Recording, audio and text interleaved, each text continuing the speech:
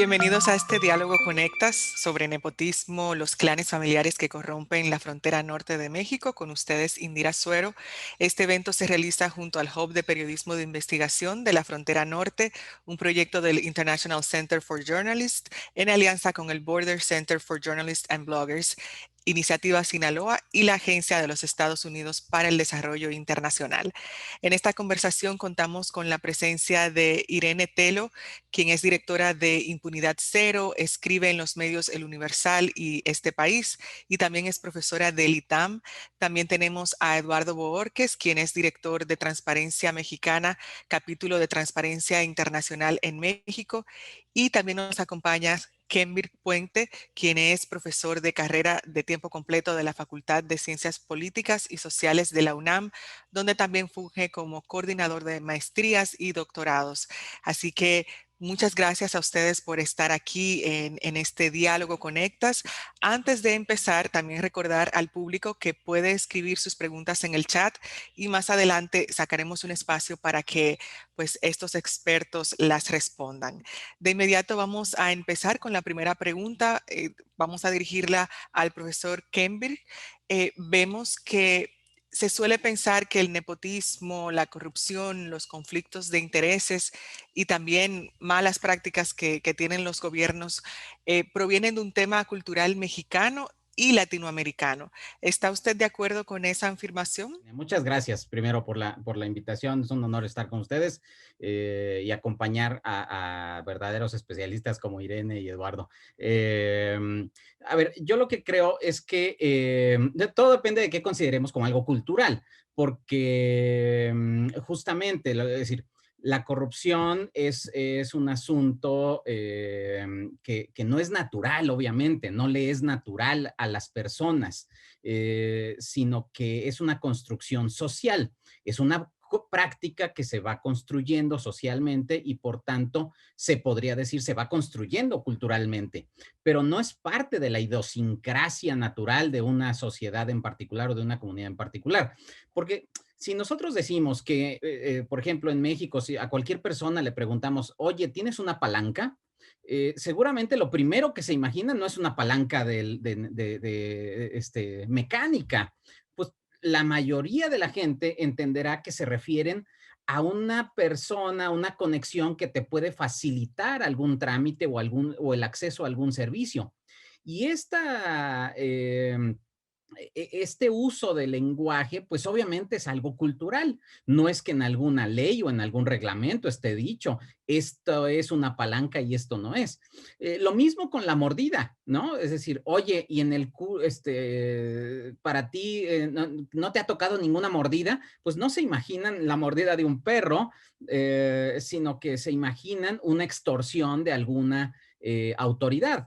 Entonces, por supuesto que cuando decimos que es cultural, tendríamos que decir, es una construcción cultural que hemos incorporado, pero eso no quiere decir que aunque forma parte de el lenguaje, por ejemplo, que es algo cultural, que es creado y transmitido socialmente, pues no es que sea algo final o que tengamos que ser o que ésta sea destino. Por el contrario, es una característica que nos permite observarlo, visibilizarlo más allá de lo que está dicho formalmente para que entonces podamos corregir y modificar las conductas de los individuos. Claro, ante todo eso, tratar de modificar esas conductas. Vamos ahora con Irene. Irene, vemos que el nepotismo y la corrupción llevan mucho tiempo siendo estudiados y diagnosticados. ¿Cómo podemos empezar a romper esos círculos viciosos? Muchísimas gracias, Indira. Yo creo que sí tenemos que hablar también, empezar a hablar del tema de impunidad en actos de corrupción. Sí creo que es uno de los grandes pendientes en América Latina y en muchísimos países. Hablamos muchísimo y bueno, Eduardo en algún momento comentará todo lo que sabe respecto al tema, el esfuerzo que se hizo respecto a temas de prevención, ¿no? El enfoque durante muchísimos años estuvo enfocado para combatir la corrupción en, bueno, ¿qué podemos hacer para transparentar procesos, para prevenir que estos actos de corrupción ni siquiera ocurran? Sin embargo, sí creo que, dadas las circunstancias en nuestros países en América Latina, si no volteamos a ver el tema también de impunidad de estos casos de corrupción, pues vamos a seguir en el mismo círculo vicioso, ¿no? Porque pues cada vez se profesionalizan más las redes de corrupción, tienen mejores maneras de burlar las leyes de transparencia. Básicamente pareciera que van un paso atrás, ¿no? Se hace una mejor ley de transparencia, una mejor ley de prevención, y ellos tienen mecanismos más sofisticados para poder burlar la ley y seguir sacando recursos del erario público, o como el caso del que estamos hablando, seguir manteniendo a familiares y amigos en puestos que no les corresponden. Entonces sí creo que tenemos que necesariamente volver a ver el tema de impunidad en casos de corrupción. Obviamente también es una gran discusión. No creo que en ningún país del mundo se logre una impunidad en la que todos los delitos se castiguen, pero sí creo que se pueden mandar mensajes clave, decir esto no se va a tolerar, y desarmar redes de corrupción de una manera muy estratégica y muy inteligente. Entonces sí creo que es hacia donde tendríamos que voltear para intentar dar el siguiente paso y destrabar un poquito la conversación de qué se puede hacer para dar el siguiente paso para luchar contra la corrupción en América Latina. Cierto. Eduardo, hay quienes defienden el nepotismo y afirman que no hay otra manera de que funcione, tanto la política como la administración pública, porque siempre van a existir esos conflictos de intereses de quienes están en posiciones de poder. ¿Tienen razón esas personas y cómo se puede cambiar este tipo de gobernanza? Que creo que va también a tono con la respuesta de Irene. Gracias, Indira, y gracias por la invitación a Conectas. Qué gusto ver a Irene, a Kenvirk, ¿no? La verdad es que es un gusto verlos y verlos bien, y además a quienes nos acompañan.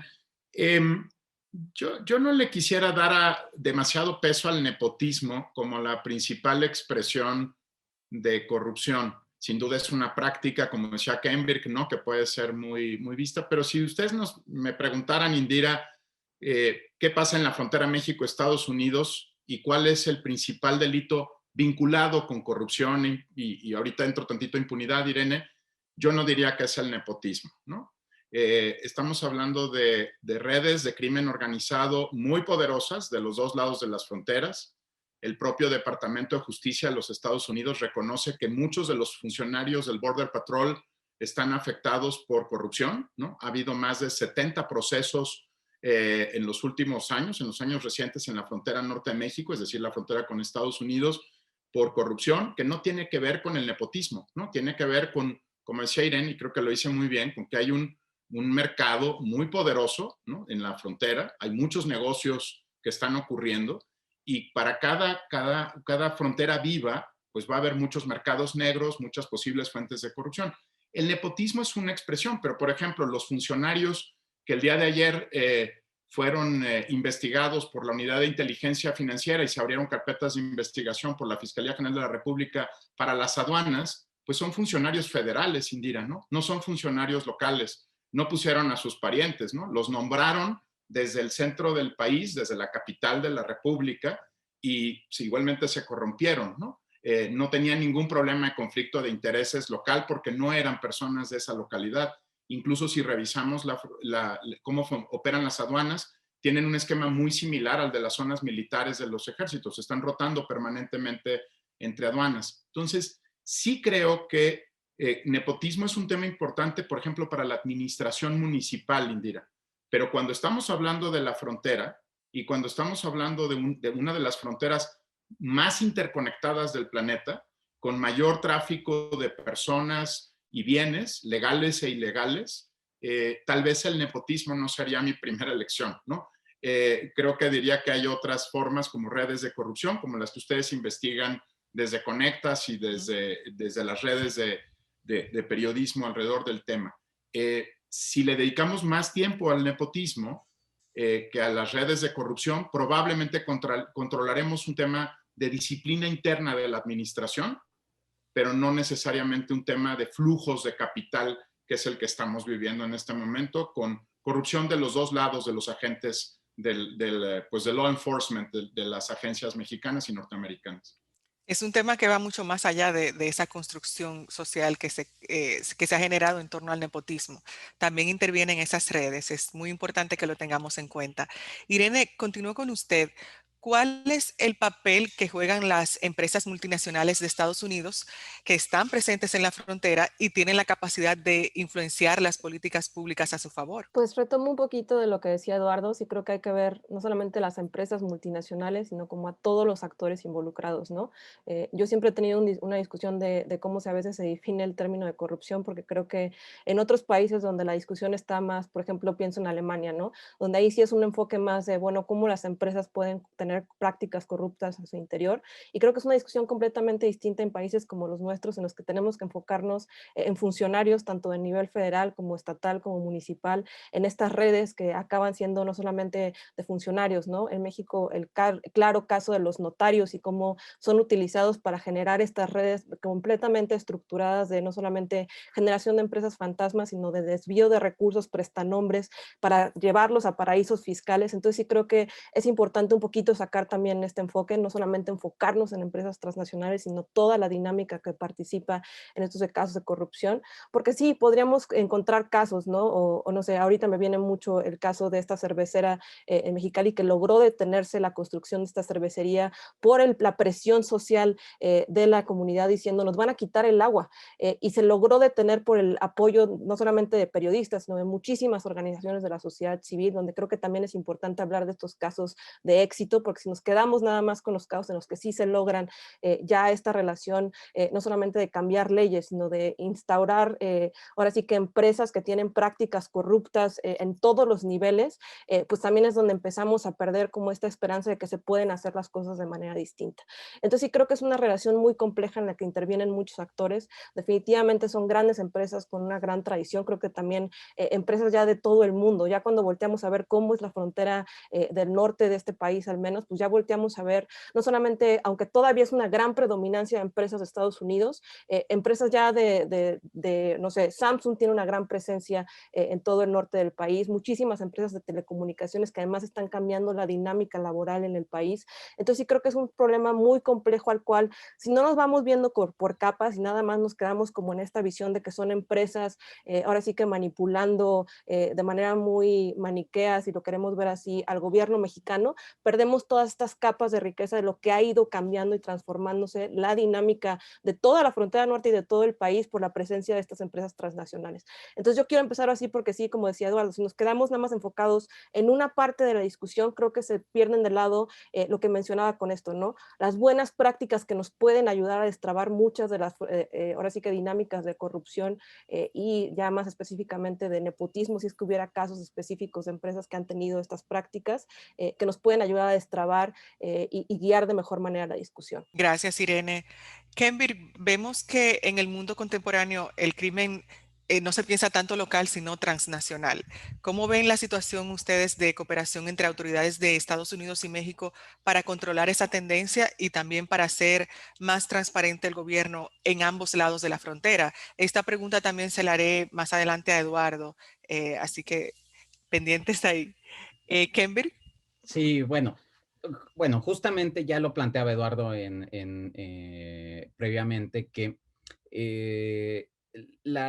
el problema del crimen se da más allá de las fronteras, es decir, los problemas contemporáneos que no solo son en materia de crimen, de corrupción, sino que tienen que ver con medio ambiente, migración, es decir, los problemas del mundo contemporáneo son problemas globales y son problemas que no están delimitados territorialmente. No es que es un problema solo aquí en México y pasas la frontera y ya no es un problema ya. No, por supuesto que son problemas que se comparten y en el que todos juegan una parte fundamental también para su combate, en este caso para el combate al crimen.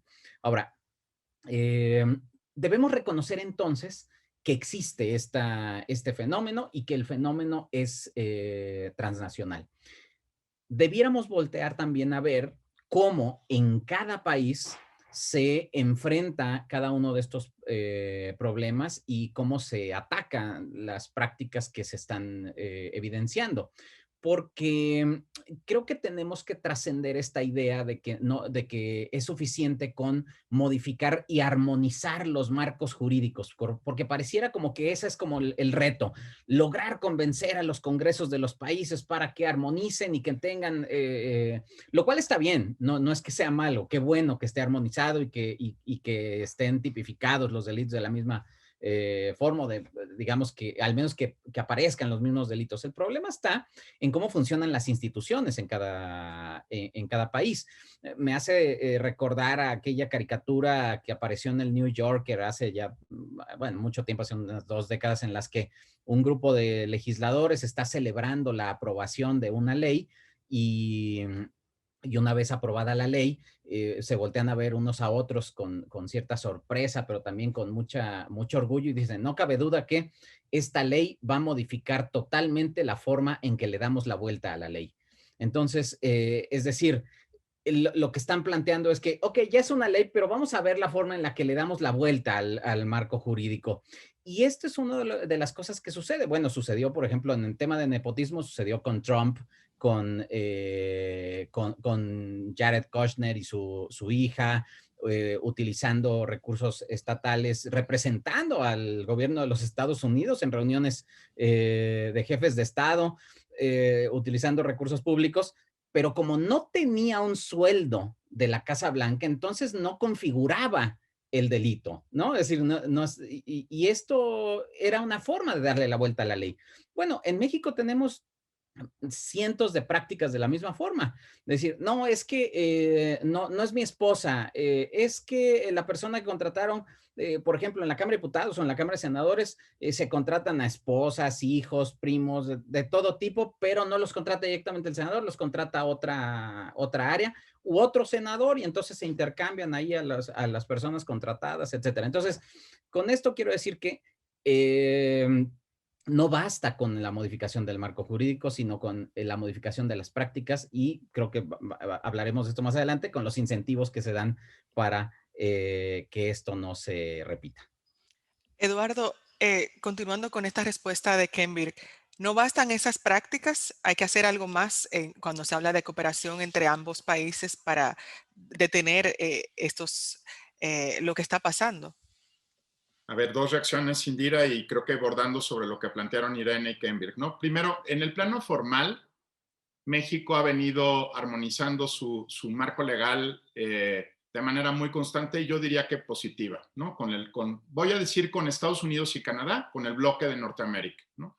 En parte derivado del Tratado de Libre Comercio, ¿no? De 1994, pero también por razones internas de cada país, ¿no? Cuando México se sentó a la negociación del nuevo tratado comercial, la mano en temas de anticorrupción, transparencia, datos abiertos, la llevaba México. Y voy a poner un solo ejemplo para que se imaginen qué significa esto, ¿no? Para Canadá y México, Kenberg tiene que ver con tu ejemplo, para Canadá y México, los pagos que hace una empresa para acceder a permisos, a trámites de manera más rápida, son completamente ilegales. Pero los Estados Unidos en las negociaciones se negó por completo a que se convirtieran en ilegales los pagos de facilitación, porque desde el punto de vista de las empresas en los Estados Unidos que cabildean al Capitolio, este no es un tema que les interese. Las empresas dominaron la agenda anticorrupción en los Estados Unidos. Entonces, en el Tratado de Libre Comercio para Norteamérica, la intención de México y de Canadá es que ninguna empresa de los 3 países pudiera sobornar a través de pagos de facilitación en los otros países. Y uno de ellos decidió que se oponía. ¿Qué pasó con el marco legal? Quedó, como decimos en español mexicano, espero que todo el mundo me entienda, pero quedó chimuelo, ¿no? ¿Por qué?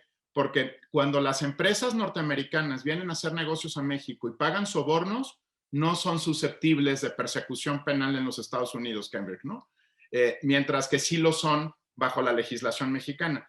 Y cuando una empresa mexicana soborna en los Estados Unidos, sí es susceptible, sí cometió un delito bajo la legislación canadiense y mexicana. Entonces, sí hay una parte, yo diría, coincido con Kenberg, no es la más importante, ¿no?, de armonización, pero diría que está bastante en marcha y que los 3 países, digamos, en términos de identificación, tipificación de los delitos, están más o menos, salvo algunas excepciones, de acuerdo. ¿Dónde empiezan los problemas? Cambridge puso uno perfecto. La legislación mexicana y canadiense en materia de conflicto de intereses es más avanzada que la norteamericana. Y para nosotros eso que acaba de describir Cambridge sería ilegal, ¿no? Digamos, sería usurpar un cargo público, ¿no? Si una persona reciba o no reciba remuneración, si una persona cumple funciones de Estado bajo la legislación mexicana, aunque no reciba un cargo, un estipendio monetario, estaría cometiendo un delito y usurpando facultades y atribuciones de un funcionario público. Entonces, sí creo que la implementación, como dicen Irene y Cambridge, Indira, es el tema más importante. Ahora tú preguntabas sobre la cooperación. Y aquí es donde hemos aprendido muchísimo sobre cooperación México-Estados Unidos en los últimos 15 meses, porque lo que nos hemos dado cuenta es que en realidad los dos países defienden sus agendas domésticas en la agenda anticorrupción. En lugar de que sean casos que se encuentran por su validez social, política o por el efecto que generan, como decía Irene, ¿no? Sobre las comunidades, los derechos o el medio ambiente, la agenda anticorrupción de los dos países en los grandes casos está determinada por la política interior. Así está el caso Cienfuegos, así están los casos que tienen que ver con empresas norteamericanas en México pagando sobornos, que hay varias, ¿no? Que están bajo investigación. Entonces, algunas por el Departamento de Justicia y otros temas. Si me preguntas, Indira, el riesgo más grande que enfrentamos aquí es la politización de la lucha contra la corrupción. O sea, que sea la política la que determina la investigación y no realmente la defensa de los derechos, del interés público en los países o incluso una zona comercial como la que formamos Canadá, México y Estados Unidos. Yo creo que ahí tenemos un problema. Los casos no los determinan las comunidades, los grandes casos, lamentablemente lo determinan de forma, con cálculo político, las procuradurías o fiscalías, ¿no? Entonces, obviamente las palabras claves serían implementación y politización al momento de tener este tipo de conversaciones. Vamos a hacer una pausa para pasar a las preguntas del público, que pues hay varias preguntas aquí. La primera es, bueno, Irene, la primera es, ¿qué es Impunidad Cero y cómo trabaja? Muchísimas gracias. Pues Impunidad Cero es una organización de la sociedad civil que nace en 2016. Varios trabajábamos en Transparencia Mexicana, por eso es muy cercana a la relación que tenemos estas dos organizaciones, y nos dimos cuenta pues, que uno de los temas pendientes también en México tenía que ver con el Estado de Derecho, la falta de Estado de Derecho, y pues el tema de impunidad, ¿no? Que en ese momento la verdad es que no se escuchaba tanto y no se entendía mucho a qué se refería cuando uno hablaba de impunidad, y pues lo que hacemos son estudios para intentar entender por qué tenemos los niveles de impunidad que tenemos. Desgraciadamente en México hay tanta impunidad en tantos temas que hemos determinado como una agenda que cubre ciertos temas de manera regular para que podamos seguir volviendo a ellos, ¿no? Entonces, un tema que no soltamos tiene que ver con cómo están todas las procuradurías y fiscalías del país, si creemos que ahí está el cuello de botella del sistema de justicia mexicano. Otro tiene que ver con la impunidad para delitos de muy alto impacto social, como puede ser el homicidio y el feminicidio en México. Sí creemos que no solamente en México, en América Central, pero sí en México estamos viviendo una crisis de violencia sin precedentes y que sí nos parece importante pues también aportar desde el lado de qué tanta justicia puede dar el Estado a los homicidios que ya ocurrieron. El tema de violencia de género es un tema que nos importa mucho en la organización porque además somos casi todas mujeres las que trabajamos en Impunidad Cero. Y otro tema que no soltamos tiene que ver con el sector salud. Sí creemos que la corrupción en el sector salud es uno de los grandes, ahora sí que referentes de cómo la corrupción sí acaba teniendo una incidencia directa en la violación de derechos humanos. Entonces es un tema que hemos seguido ahora sí que durante los últimos 4 años y que no soltamos y que nos hemos dedicado incluso a analizar patrones de funcionamiento de empresas fantasma en todo el país, de cómo se formaron y se siguen formando empresas fantasma para desviar recursos del sector salud. Y pues más o menos son un poquito de las actividades a las que nos dedicamos en Impunidad Cero, así como promover activamente la denuncia ciudadana. Sí creemos que pues también tenemos que voltear a ver la otra lado de la moneda, ¿no? Tenemos mucho contacto con las autoridades, pero también tenemos que ofrecer herramientas a la ciudadanía y hemos generado varias herramientas digitales para enseñarles a las personas cómo denunciar un delito y cómo denunciar un acto de corrupción cuando van a denunciar un delito. Diversos frentes, definitivamente, que abarca Impunidad Cero. Otra pregunta que tengo aquí, vamos, bueno, Cambridge, América Muñoz pregunta, se dice que en México existen las leyes, pero no se aplican. Entonces, ¿hay complicidad para la corrupción, el nepotismo y el conflicto de intereses? Bueno, por supuesto que hay complicidad, pero la complicidad yo diría no es solo entre autoridades. Es decir, para que esto funcione, es decir, para que la maquinaria de la corrupción funcione, tienen que estar o tenemos que estar involucrados los ciudadanos y las ciudadanas. Es decir, si no vemos en la facilitación de estos mecanismos de acceso a beneficios por parte de la autoridad, los ciudadanos, pues entonces no funcionarían.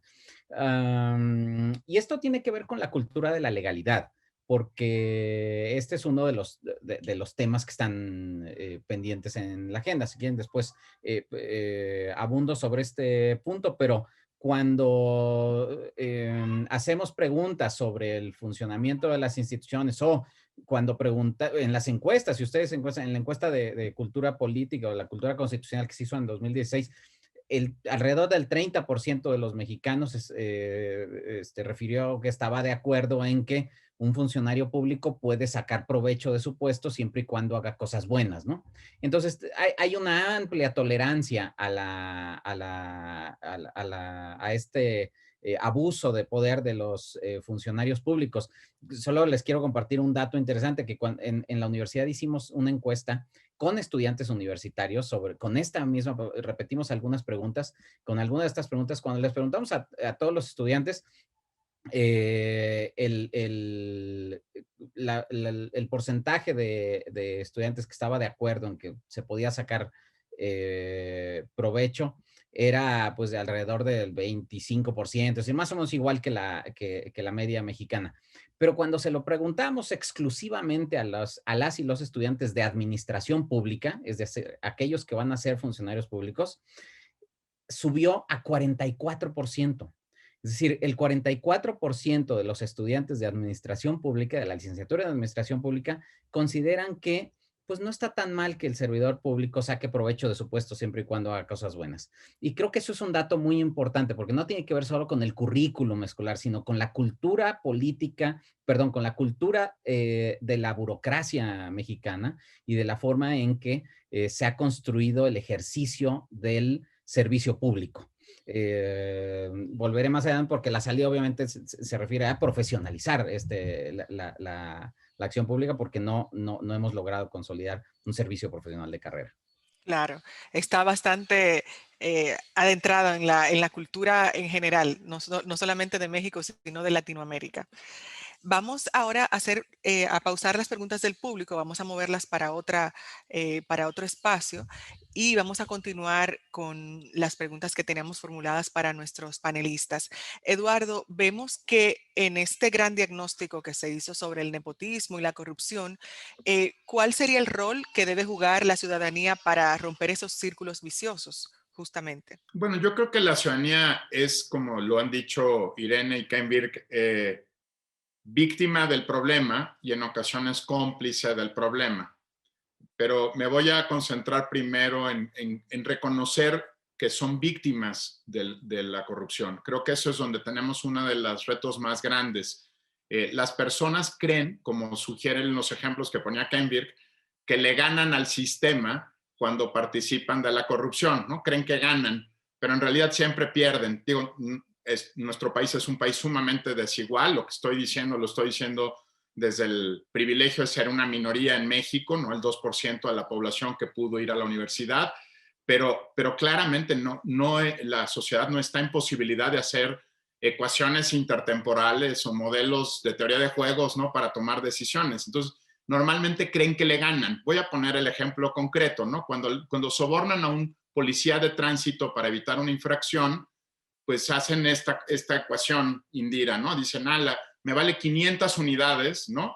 De 500 pesos la infracción. Le doy 50, me ahorré 450, ¿no? Esa es la lógica, digamos, del ciudadano, de la persona. Pero en realidad no considera que una vez que debilitas a la policía, en términos de corrupción, los costos que vas a pagar en seguridad son varias veces más grandes que los que pagaste por el soborno, ¿verdad? Digamos, no consideras esos otros costos, tienes operaciones que son individuales. Entonces creo que lo primero es trabajar en el reconocimiento de que las personas son víctimas de la corrupción, víctimas de la extorsión de servidores públicos, víctimas de empresas, como decía Irene, ¿no? Que ponen el interés privado por encima del interés público al momento de hacer inversiones. Y no lo digo en un sentido sociológico, Indira, ¿no? De la victimización, lo digo en un sentido jurídico. El trabajo de Irene ha sido clave para identificar que después de todo estos esquemas de corrupción e impunidad en el sector salud, hay personas que están pagando el costo y esas víctimas están perdiendo derechos que consagran nuestra Constitución, ¿sí? Y lo están perdiendo todos los días. Creo que lo que no hemos hecho, Indira, con éxito, no hemos logrado hacerlo, es darnos cuenta que la corrupción no funciona como el tango. Ya ves que se dicen que se necesitan dos para el tango, ¿no? Eso yo creo que ya en los 80 se usaba mucho esta frase. No, la corrupción opera en red, está diseñada por redes muy poderosas y las víctimas son bastante lejanas a la idea de saberlo incluso, ¿no? No saben que son víctimas, ¿no? No saben que la calidad del transporte público se deterioró por la corrupción, no saben que la seguridad se deteriora por la corrupción y la impunidad, perdón, Irene, ¿no? Sé que son políticas concurrentes, no quiero separarlas, ¿no? Pero lo que quiero transmitirte, Indira, es que la contribución más importante que puede hacer un gobierno es dejar de normalizar la corrupción en un país, dejar de repetir que es un problema de idiosincrasia y cultural de la mexicanidad y de decirle a la población honestamente el costo monumental que está pagando por la frecuencia de corrupción. Solo un dato, Indira, uno de muchos, ¿sí? Si seleccionamos 35 trámites y servicios, una familia está expuesta a 800, ¿sí? Si solo seleccionamos 35 trámites y servicios para México, un hogar de menos de un salario mínimo de ingreso, o igual o menor a un salario mínimo, destina el 33% de sus recursos a pagar sobornos, ¿no? Es el impuesto más regresivo que hay en México y además hace víctima de la calidad de esos malos servicios a 122 millones de personas. Entonces, tal vez ya no es como la campaña como pensábamos en los 80, ¿no? De no des mordida, pórtate bien, ayúdanos a luchar contra ella, sino reconocimiento jurídico de víctimas de la corrupción. El desconocimiento justamente sería la gran amenaza para nuestras sociedades en este tipo de temas. Irene, vemos que lo poco que se sabe de los conflictos de intereses, la corrupción y el nepotismo viene también de la labor que realizan los medios de comunicación. Entonces, ¿cuáles son las amenazas y riesgos a los que se ven enfrentados quienes se atreven a denunciar el nepotismo? Pues creo que ahí desgraciadamente voy a hablar de un tema que me duele mucho, sobre todo el riesgo que enfrentan los periodistas para hacer trabajo de investigación serio en México. Sí creo que desgraciadamente nuestro país es uno de los países más peligrosos para ejercer el periodismo. Lo muestran la cantidad de amenazas que reciben las personas que se dedican a estos temas, la cantidad de periodistas asesinados de manera impune por su trabajo. Y pues sí creo que ahí justo toca el tema central, ¿no? O sea, porque que es una discusión que yo he tenido en otros foros, de a quién le afecta que se conozcan estas redes de corrupción. Porque sí, y ahí es donde vemos la desgracia, lo que nos pasa en México, ¿no? Que es cuando ya las autoridades que se tendrían que dedicar a investigar y sancionar estos delitos tienen colusión con redes de crimen organizado. Entonces se convierte en una doble amenaza, ¿no? No solamente por hacerlo público, sino porque las vías institucionales que tendríamos que seguir y que muchas veces seguimos después de hacer este tipo de trabajos, cuando hacemos trabajos en los que descubrimos una red de corrupción, es llevarlo con las autoridades pertinentes para que ellos sigan con la investigación de manera, ahora sí que legal, ¿no? Y lo que pasa es que uno ya no sabe ante quién está realmente denunciando, ¿no? Si realmente es una autoridad honesta o el trabajo de una investigación periodística puede acabar teniendo una amenaza contra la vida de una persona. Entonces sí me parece un tema muy delicado porque además creo que las mejores investigaciones que están haciendo actualmente respecto a cómo funciona la corrupción en nuestros países son a través de periodistas y redes de periodistas que están trabajando en conjunto para poder desentrañar no solamente cómo funcionan estas empresas fantasma, ¿no? Sino quiénes son los prestanombres, quiénes son los beneficiarios reales de estas empresas, ¿no? A mí me sorprende todavía que yo tengo mucho contacto con fiscalías y procuradurías y a veces parecería que les llevan ventaja de años los periodistas el tipo de herramientas que tienen las fiscalías y procuradurías para poder hacer el mismo trabajo, ¿no? Que sería esto, ¿no? Como, bueno, mapear las redes, cómo funcionan, a quién llevan los dineros. Entonces sí creo que desgraciadamente hay mucho riesgo y sin embargo también creo que una de las cosas que también me da mucho gusto es que cada vez hay más redes de periodistas colaborando en conjunto para ahora sí que develar el funcionamiento de estas redes, que creo que es hacia donde tenemos que ir, ¿no? Si es un periodista, ahora sí que intentando solo contra una red de corrupción, pues es un trabajo muchísimo más peligroso y de un alcance de miras más corto. Pero ya cuando son redes de periodistas contra redes de corrupción, creo que es hacia donde podemos hacer y que el esfuerzo de la red también acabe protegiendo a los propios periodistas para que su trabajo no los ponga bajo una amenaza no solamente de seguridad, sino también de su propia vida. Envir, justamente con esto que comentaba Irene, hablando sobre el trabajo de los medios y de los periodistas, vemos que los medios y las denuncias ciudadanas han logrado en algunas ocasiones tumbar situaciones de corrupción e incluso han logrado que se inicien procesos legales a los corruptos, pero vemos que esto no ha evitado que las estructuras corruptas se modifiquen. Entonces, ¿qué más aportes se podría hacer en este sentido? Sí, porque como decimos tradicionalmente, bueno, ya se me olvidó, pero es una golondrina no hace primavera, como dicen. Es decir, y esto tiene que ver porque, pues sí, a veces conocemos a través de los medios que se revela algún gran escándalo de corrupción y que entonces las autoridades dicen, ahora sí se va a hacer justicia y hay un gran escándalo que nos da la posibilidad de tener entretenimiento mediático durante 1, 2 o 3 semanas y después no pasa nada. O incluso cuando pasa algo, solo sucede en ese caso porque ese medio o esa noticia pudo tener alta cobertura. Eh, pero no se modifica nada de la estructura de incentivos ni del funcionamiento de las instituciones. Justamente, ¿por qué? Pues porque el sistema funciona y la corrupción y la complicidad han sido el cemento que ha cohesionado a gran parte de la clase política. Y por eso es que incluso a veces de distintos partidos prefieren que no se revelen ciertos actos de desviación de recursos, justamente porque, pues porque dicen, yo puedo ser el próximo. Sí, entonces eso ha sucedido, por ejemplo, yo estudio el Poder Legislativo, entonces en el tema, por ejemplo, en el Poder Legislativo, cuando se revelaron desviación de recursos, que se conoció, una práctica que se conoció en México como los moches, digamos que era una comisión que se le daba a un legislador por la autorización de obra pública a través de gasto particularista que se aprobaba en el presupuesto de egresos. Cuando se hizo este escándalo con un grupo parlamentario en particular, pues los otros grupos parlamentarios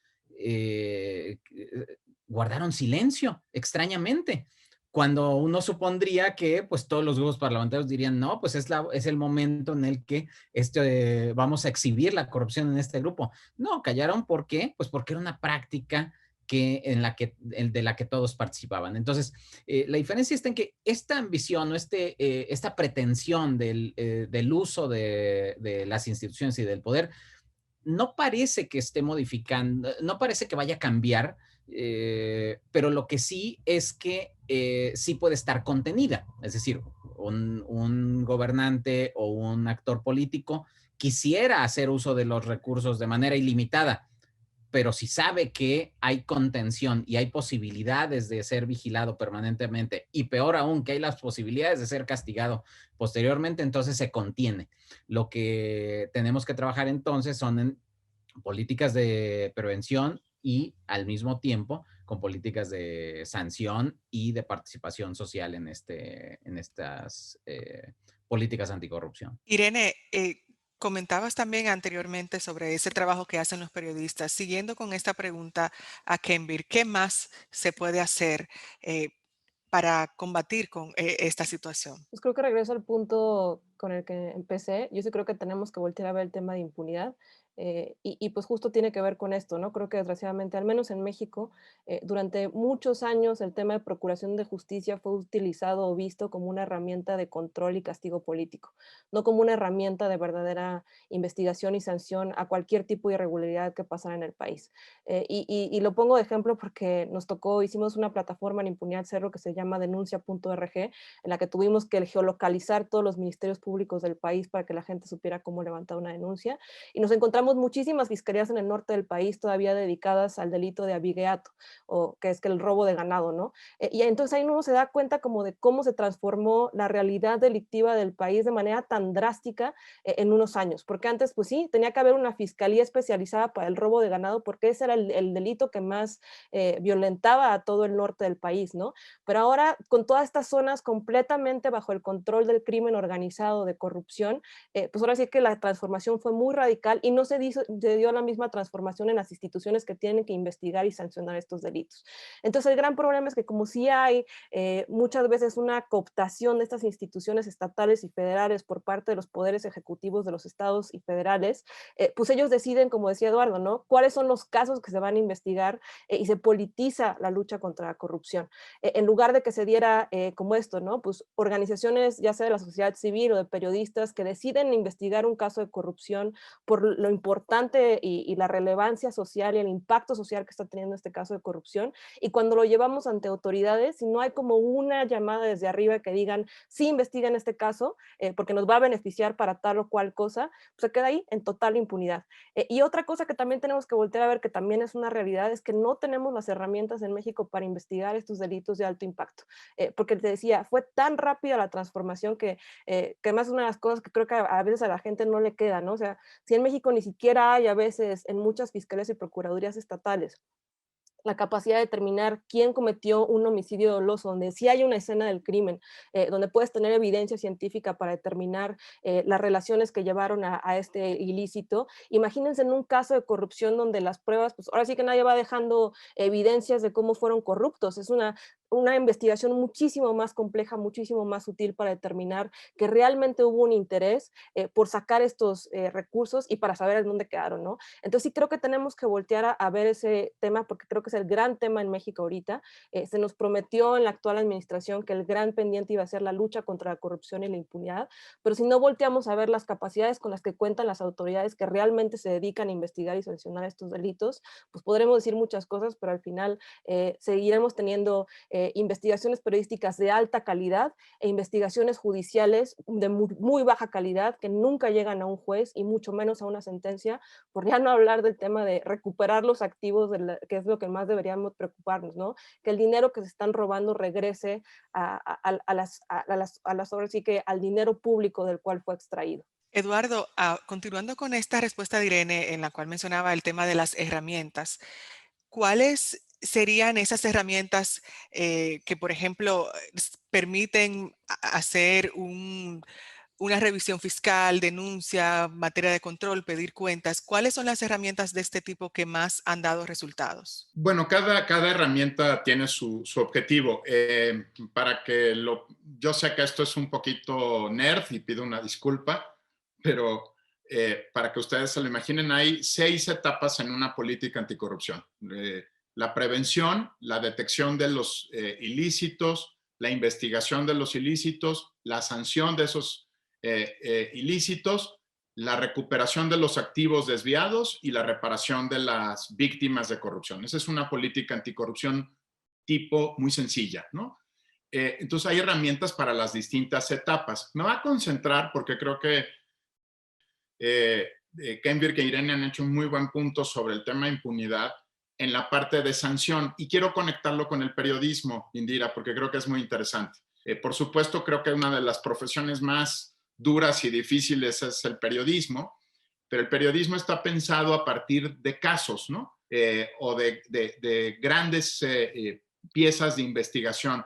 Y uno de los retos que tenemos, por ejemplo, para el trabajo conjunto, es que a veces los casos muestran patrones o conductas sistemáticas y en otras ocasiones no. Hay casos que son muy interesantes, pero que son, aquí sí, ¿no? Kenvirk, golondrinas que hacen primavera porque solo son un caso, y hay otros casos que muestran patrones. Este es tal vez el principal problema que tenemos cuando conectamos periodismo con el tema de, digamos, de políticas anticorrupción, que un periodista puede hacer una estupenda historia.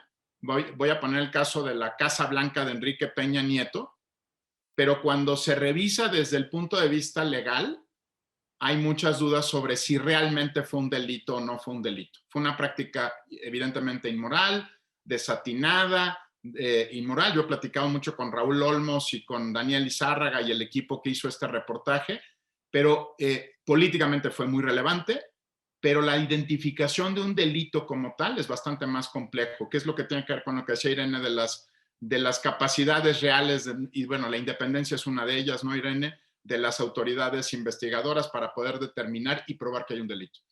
Si tú revisas América Latina, Indira, fíjate qué buen ejemplo voy a poner. De todos los casos que la prensa reveló sobre corrupción presidencial en todos los países de América Latina en los últimos 5 años, solo uno llegó a sanción, que es el caso del expresidente Lula da Silva, y por cierto ya se revocó esa sanción por una autoridad superior, ¿sí? Solo uno, ¿eh? Si piensas en Perú, por ejemplo, los expresidentes están bajo investigación, pero ninguno ha sido sentenciado por un juez. Entonces, creo que tenemos que conectar, como decía muy bien Irene, la idea de que denunciar el caso, si no tiene sanción efectiva, una sentencia firme por un juez, amplifica la sensación de impunidad, Indira, ¿sí? Se conocen más casos, se conocen más tramas, se conocen más denuncias. Creo que es muy importante atenderlas, pero si no se sancionan, entonces se refuerza la idea de impunidad y el pacto político, Kenberg, ¿no? Que al final el pacto político, por cierto, no distingue partidos. Un minuto, ¿No? Eduardo. ¿No? Entonces, creo que ahí hay un problema, que tenemos que poner foco en que los casos que revelen los periodistas sí se sancionen, Indira. Gracias, Eduardo. Vamos a pasar a las preguntas del público, que veo que hay bastantes. Entonces, vamos a empezar con esta pregunta de Brenda Cisneros, que dice, ¿cómo reportear la corrupción en la frontera de Estados Unidos-México? ¿Hay informes de Estados Unidos de cómo las auditorías en México sobre ello? No sé, Irene, si tengas alguna idea de si hay algún tipo de informe o cómo se puede reportear la corrupción. Sí, pues creo que es uno de los grandes temas y pendientes, ¿no? O sea, el tema de protección a personas y ciudadanos que desean reportar actos de corrupción, sobre todo en México. Sí, creo que es uno de los grandes pendientes. Respecto al tema de auditorías, sí creo que habría que ver también las auditorías internas también de estas empresas. Creo que son materiales a veces muy valiosos para intentar entender, porque a veces lo que acaba pasando es que entre empresas acaban, tal vez no las propias prácticas corruptas del interior, pero sí de otras empresas en el mismo estado. Entonces yo voltearía a ver los reportes que estas mismas empresas están ahora sí que sacando constantemente, y para un mecanismo de denuncia en México, sí creo, los invitaría a que justo voy a hacer un anuncio. Estamos por sacar una guía de cómo se combate la corrupción en muchos países, y justo lo que nos pusimos a hacer fue esto, o sea, ¿en qué caso estás? O sea, ¿qué tipo ahora sí que evidencia tienes? ¿No? O sea, ¿es una persona que trabaja en esta compañía? ¿Es una persona que vive en la comunidad de esta compañía?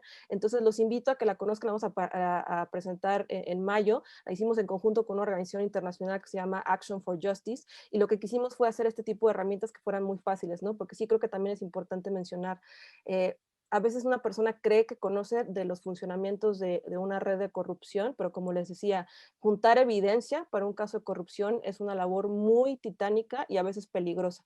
Entonces, los invitaría a que vean esta porción, porque sí creo que uno puede creer que hay un acto de corrupción y lo mejor es acudir con las instancias correspondientes dependiendo de la información que uno tenga, para no ponerse en riesgo a esta persona. Tengo otra pregunta de parte de Salvador Mancera.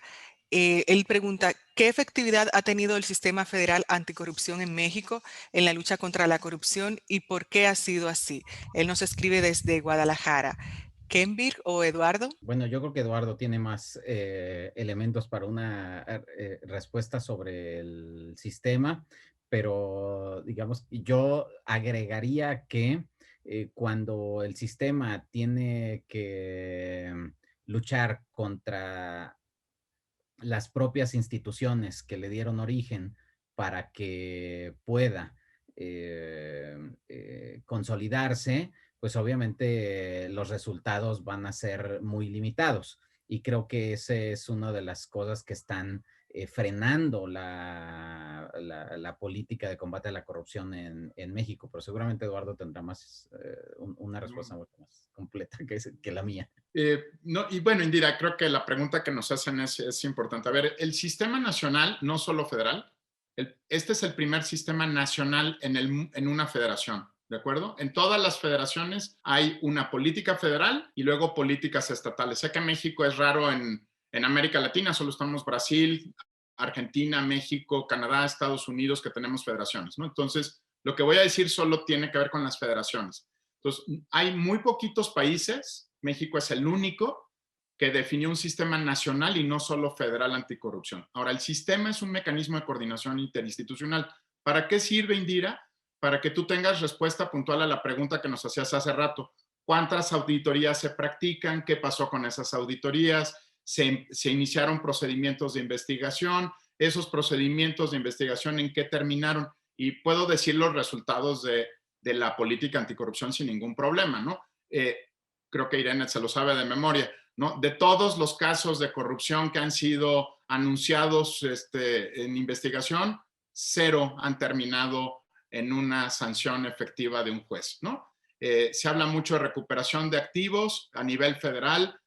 Los activos recuperados por delitos vinculados por corrupción son en el orden de 150 millones de dólares, lo cual evidentemente no corresponde a una economía del tamaño de México. Entonces, creo que hay que distinguir entre el sistema, que es el mecanismo de coordinación, y la implementación de las investigaciones. Y creo que eso es muy importante. A quien hay que evaluar es a la Secretaría de la Función Pública Federal y Estatales, a la Auditoría Superior de la Federación, a la Fiscalía General de la República, al Poder Judicial en términos de la conducta de los jueces cuando se trata de casos de corrupción. Y eso es lo que permite el sistema, ¿no? Que sepamos dónde están los fusibles quemados, Indira, ¿no? Eso es para lo que sirve, para entender quién está fallando. Hoy sabemos, por ejemplo, con mucha claridad, que de los asuntos que le turna la Auditoría Superior de la Federación, que es un órgano del Congreso en materia de control del gasto público, solamente 7 asuntos han sido investigados por la Fiscalía General de la República y ninguno ha sido sancionado. Entonces, te permite ver política pública, ¿no? Cada órgano tiene facultades específicas. Último tema, creo que una innovación en el caso mexicano que está dando mucho de qué hablar, en sentido controversial, es cómo se vincula el sistema anticorrupción con el servicio de administración tributaria, que es lo que planteaba Irene, ¿no? Por el tema de las empresas fachada o de las empresas fantasma, y la otra es la unidad de inteligencia financiera, ¿no? Creo que el empezar a pensar en términos de sistema nos ha llevado a ver qué otras agencias del Estado participan o no están haciendo su tarea eficazmente. Creo que ese es el mayor logro del sistema.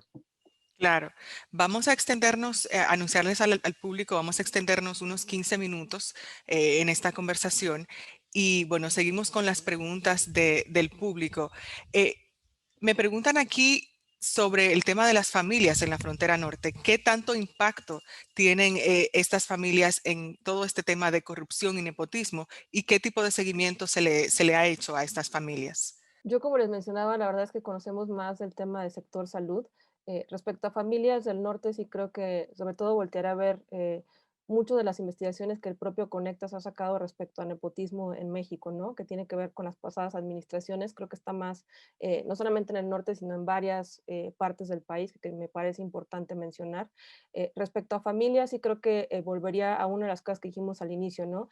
¿Qué tipo de redes de corrupción estamos viendo? Porque a veces creo que cuando volteamos a ver nepotismo, uno de los grandes sistemas olvidados tiene que ver con el sistema de responsabilidades administrativas, porque obviamente, pues sí, podemos pensar en los grandes casos donde ciertas familias son las beneficiarias en ciertas partes del estado, de la frontera norte, de ciertos acuerdos comerciales, pero sí creo que el nepotismo afecta a todas las instituciones, ahora sí que públicas de este país, y que si no volteamos a ver los mecanismos que funcionan dentro de las propias instituciones, pues no vamos a poder dar un paso, ¿no? Porque sí creo que está bien, podemos ver la parte del lado privado, pero sí creo que tal y como está el nivel de impunidad para actos de corrupción, me parece muy importante también a voltear a ver cuáles son los mecanismos que las instituciones públicas tienen a su interior para evitar estos actos de nepotismo.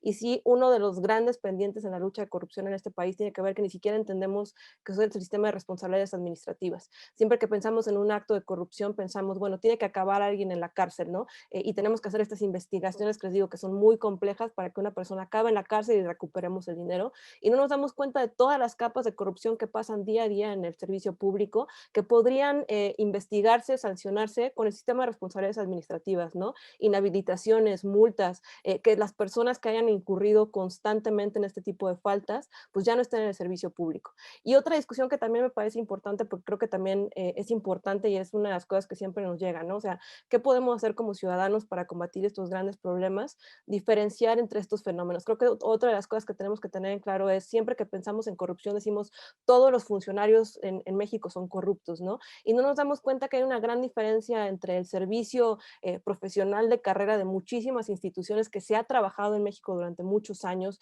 justo para tener estos controles, ¿no? Que la gente más capacitada llega a las posiciones en las que tienen que estar, y siempre lo confundimos con la gente que está en un puesto de representación popular, que es ahorita, por ejemplo, que están empezando todas las campañas en México, ¿no? Pensamos usualmente automáticamente en nuestros países, cuando pensamos en el funcionario público, en el funcionario de representación popular, del que sí conocemos miles de historias de corrupción, y no pensamos en todos los funcionarios públicos de toda la administración pública, no solamente a nivel federal, sino estatal, que se han hecho muchas cosas en el país también para evitar este tipo de actos de corrupción y de nepotismo, y que creo que también hay que voltear a ver eso, porque si no, pues parecería que es esto, ¿no? Estas historias en las que siempre pensamos que todo funcionario público es corrupto y que no se ha logrado avanzar nada en México para evitar el nepotismo, los actos de corrupción, cuando muchísimas instituciones, tanto a nivel federal y estatal, han hecho muchas cosas para evitar este tipo de prácticas corruptas. Muchas gracias, Irene. Kenvir, ahora que Irene menciona ese tema de las denuncias de los ciudadanos, ¿cuál es el ambiente general para los ciudadanos que denuncian? ¿Hay algún tipo de garantías o incentivos para denunciar la corrupción y el nepotismo? Bueno, yo sé que puede ser desalentador cuando los ciudadanos o cuando una persona tiene conocimiento de algún acto de corrupción o de nepotismo y lo denuncia, no tenga los efectos deseados, es decir, que no se modifiquen ni los patrones de conducta ni esa acción en particular. Sin embargo, no hay otro camino más que insistir para visibilizar estas conductas. A ver, yo quisiera, recordaba ahorita, hay un libro de Merrill Grindle que se llama Jobs for the Boys, que justamente de lo que trata es cómo se han ido desarticulando en algunos países el nepotismo, cómo se ha ido desarticulando a través de la construcción de sistemas profesionales de servidores públicos o sistemas civiles de carrera, etcétera.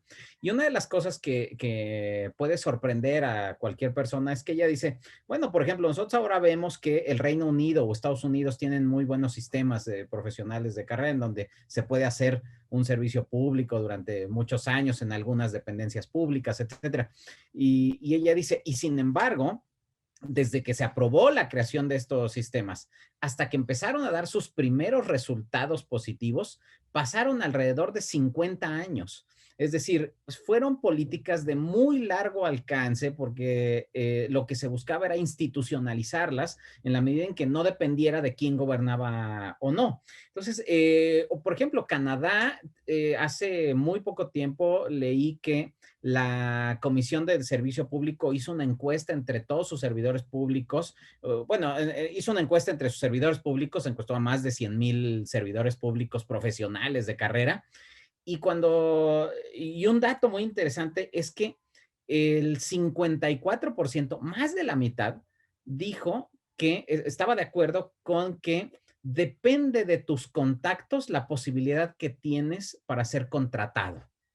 Entonces, estamos hablando de Canadá, en un servicio profesional de carrera bastante consolidado, que tiene mecanismos institucionalizados de promoción, y entonces por eso es que muchas veces puede ser desalentador, porque uno quisiera que los resultados fueran inmediatos y que estas políticas ya dieran resultados tan pronto como nosotros denunciamos. Y no, no suele ser así. Es un trabajo que se va construyendo poco a poco y en el que todos tenemos que aportar hoy para nuestro futuro. Y por eso es que no hay otro camino más que insistir y seguir participando y participar en todos los espacios que ya existen para la participación social.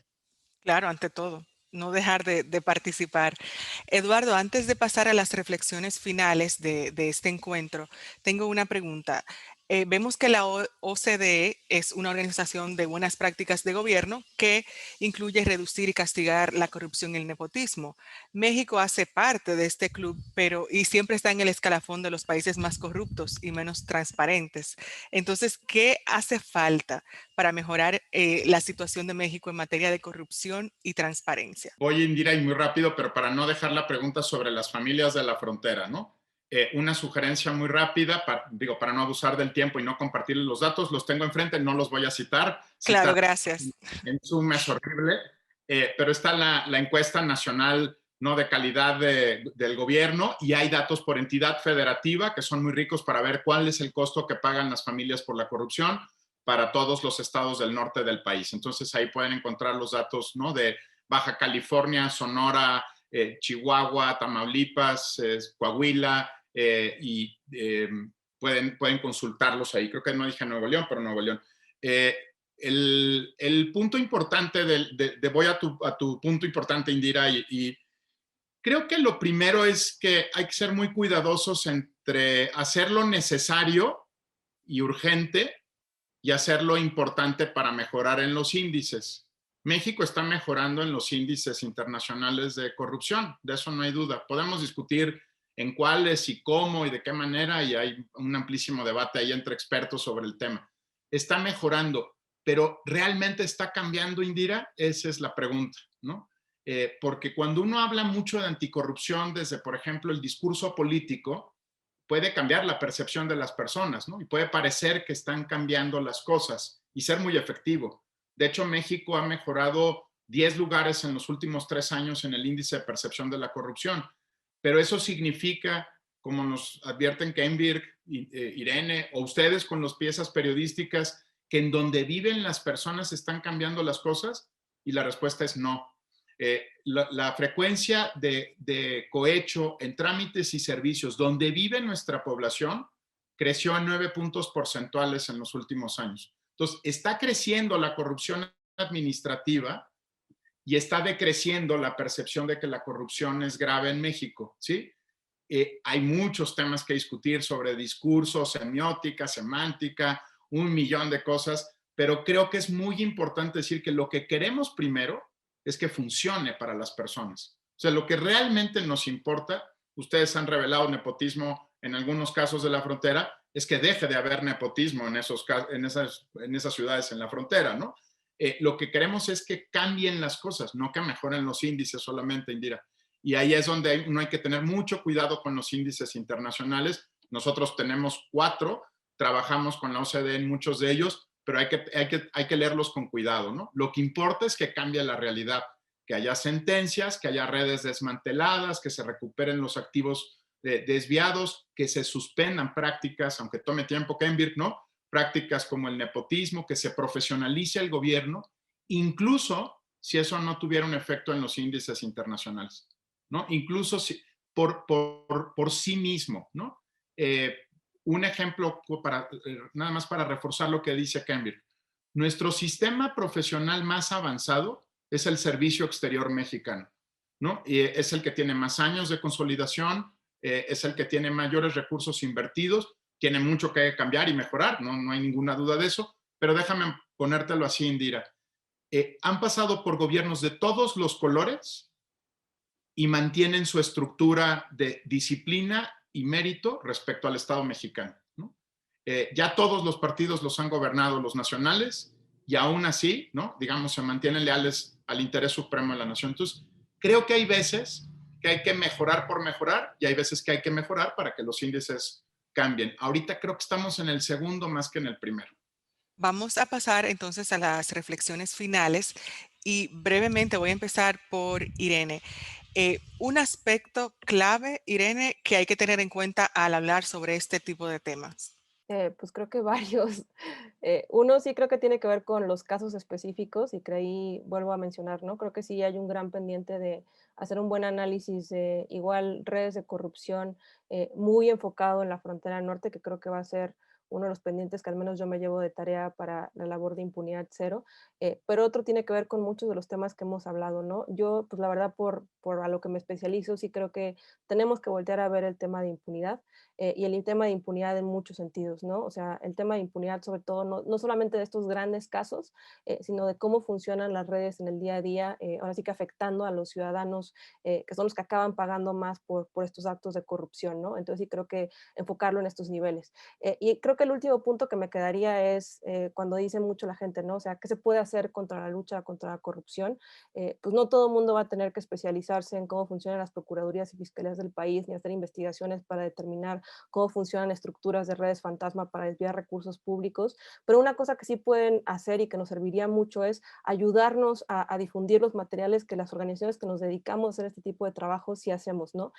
Yo siempre a veces lo digo, ¿no? Es muy frustrante cómo a veces un meme gana 1000 veces más reacciones que una investigación que toma años, donde se pone el esfuerzo de muchísimas personas para justo intentar determinar cuáles son los lazos entre empresas fantasma y desvío de recursos públicos, y que luego este encomio social que nos hace mucha falta es como esa pieza faltante para que las autoridades que se dedican a investigar estos y sancionar estos delitos, pues se tomen más en serio nuestro trabajo, ¿no?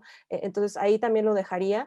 Y pues mencionar otra vez, sí creo que es muy importante lo que estamos viendo en América Latina, lo que está logrando el periodismo, pero si no llevamos a que estos casos lleguen a una autoridad de investigación y de sanción, pues como decía Eduardo, ¿no? Nos quedamos más con este ánimo de que está aumentando la corrupción y que no se puede hacer algo al respecto, cuando sí creo que si hubiera casos seleccionados en los que dijeran, con este caso sí le vamos a entrar con todo y vamos a llegar hasta una sanción a los responsables, se podría empezar a ver un cambio, no solamente en la percepción de los mexicanos, sino en dinámicas enteras de redes de corrupción en México y en América Latina. Gracias, Irene. Es bien breve, Kenvir, un aspecto que hay que tener en cuenta al tratar este tipo de temas. Bueno, que yo, aunque coincido obviamente con lo que dice Irene y con lo que previamente estableció Eduardo, coincido que así como los actos de corrupción tienen que entenderse a partir de redes, creo que también las soluciones tienen que pensarse así, en el que los actos individuales son importantes, no basta entonces con tener a una periodista valiente o a un periodista valiente. Qué bueno que los tengamos, pero no es suficiente. Necesitamos construir redes y estas redes tienen que ver con la participación de organizaciones de la sociedad civil, con la academia, con servidores públicos aliados, porque no es cierto que todos los servidores públicos son corruptos, no es cierto que todos los diputados y diputadas son corruptos, no es cierto que cualquier autoridad ya por formar parte de la estructura de gobierno es cómplice del mismo. No, creo que tenemos que buscar aliados y justamente de esa forma vamos a construir una nueva forma de resolver los problemas en las que todos estemos informados, por supuesto, pero que esa información no nos la quedemos, que la socialicemos, que modifiquemos conductas y que nos convirtamos nosotros en monitores para evidenciar las conductas y actos de corrupción. Gracias, Kenvir. Eduardo, un aspecto que hay que tener en cuenta para este tipo de temas. Las coaliciones, como las llama Kenbirk, ¿no? Creo que tenemos que trabajar mucho y juntos. Yo tengo la fortuna, por ejemplo, de ser instructor en el diplomado de periodismo del CIDE, ¿no? En temas de anticorrupción. Y siempre es muy interesante ver cómo interpretamos nepotismo, conflicto de intereses y otros temas y cómo nos ayudamos unos a los otros a definir mejor el problema, entender mejor cómo funciona. Mucho se beneficia de la academia y la investigación aplicada de eso, pero también el periodismo cambia. Si no habláramos, si no formáramos coaliciones, como dices, Kenbirk, ¿no? Con amigos periodistas, con redes internacionales de periodismo, con académicos, incluso con empresarios, ¿no? Como lo hemos hecho en el pasado, avanzaríamos más lento, ¿no? Yo creo que las coaliciones anticorrupción no son permanentes, ¿no? Son para temas muy específicos, son difíciles de mantener, ¿no? Porque pensamos de manera muy distinta en un país, ¿no? Entre distintas necesidades, pero creo que pensar en coalición es muy importante. Como dijo Irene, una red siempre va a ser más efectiva para combatir otra red, ¿no? Y una coalición social, cívica, amplia, hace que esto sea más fácil, Indira. Gracias, Eduardo, y gracias al público por participar en este diálogo Conectas sobre nepotismo, los clanes familiares que corrompen la frontera norte de México. Este evento se realizó junto al Hub de Periodismo de Investigación de la Frontera Norte, un proyecto del International Center for Journalists en alianza con el Border Center for Journalists and Bloggers, también Iniciativa Sinaloa y la Agencia de los Estados Unidos para el Desarrollo Internacional. Tuvimos como panelistas y agradecemos a Irene Telo Arista, Eduardo Boorques y Kenvirk Puente. Recordarles también que nos pueden seguir en nuestras redes sociales de conectas.org y también en la web. Muchas gracias.